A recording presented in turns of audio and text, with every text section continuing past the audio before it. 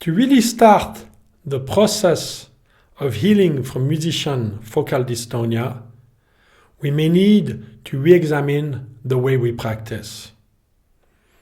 The goal-oriented practice, where we set goals, and if we don't meet them, we feel negatively about our performance, about ourselves, about our physical state, about our emotional state, is highly detrimental to the focal dystonia recovery. We have to look at our practice in a more holistic way. What I mean by that is everything that goes with ourselves and playing the instrument. It's to find, again, the love of the sound, the love of the music, and not just the physical movements that we try to achieve to match those goals, match those phrases, be able to play what's on the page. We can start the practice with a walk outside, maybe listening to our favorite musician or music, the type of music which put us in a very relaxed type of emotional state, a type of music where we don't hear the physical prowess of a musician, so then we don't go, if I cannot do that in my practice, then I'm going to be lesser of a musician and so on. Just a type of music that makes you feel the love of sound, the love of while you play music, and not the whole performance aspect of it.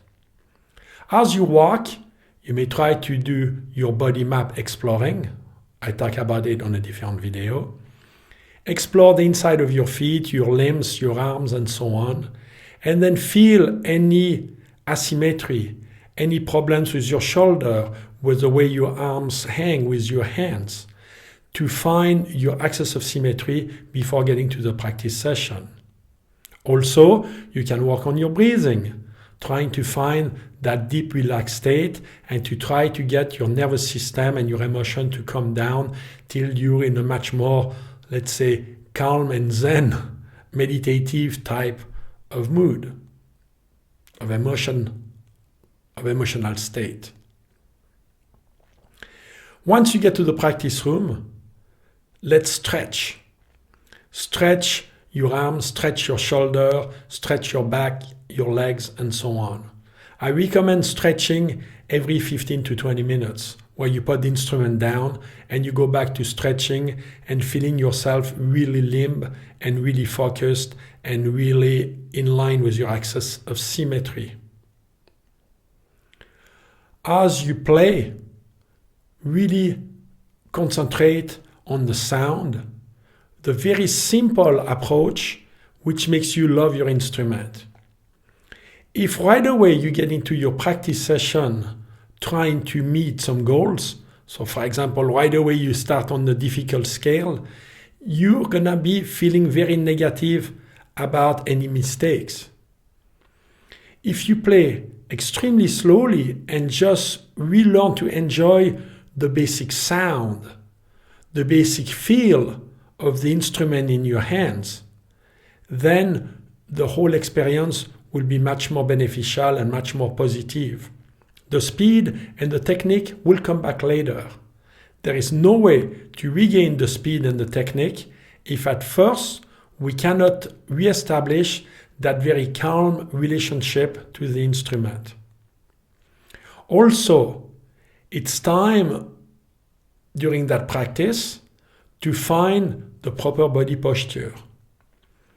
A big problem with a lot of musicians today in the music school is they do not care about how you produce the music as long as the results is adequate. So if the musician's putting the right phrases, right sound, and the right melody out, nobody really cares about how the hands and how the body is achieving it. That is very detrimental.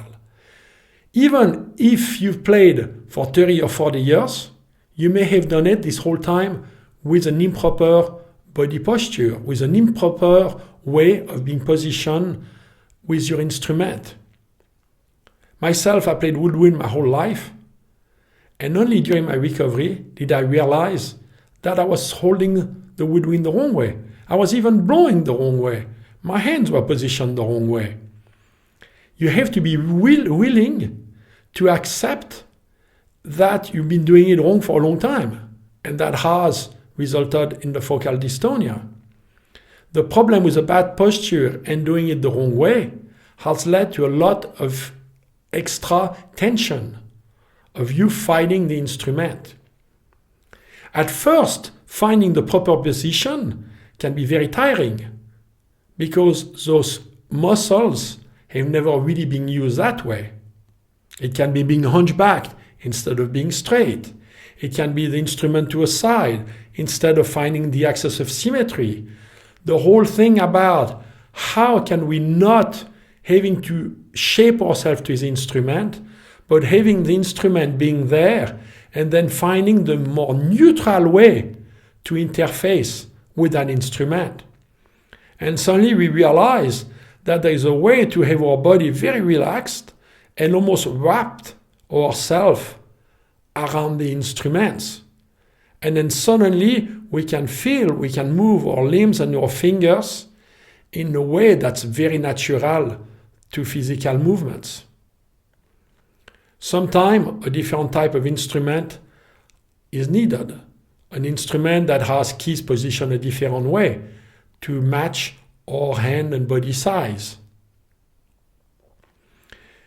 So again, to reestablish your way of practicing, to put yourself in a space which is very forgiving, which is very nurturing, a space in which you realize that playing music has to do with your whole body, with your mind, your thoughts, your emotions, and all of those have to be worked on equally to be able to achieve a success in your recovery.